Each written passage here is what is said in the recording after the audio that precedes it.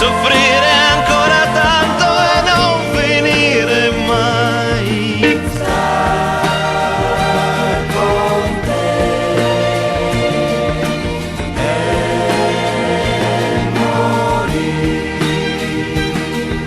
Star con te e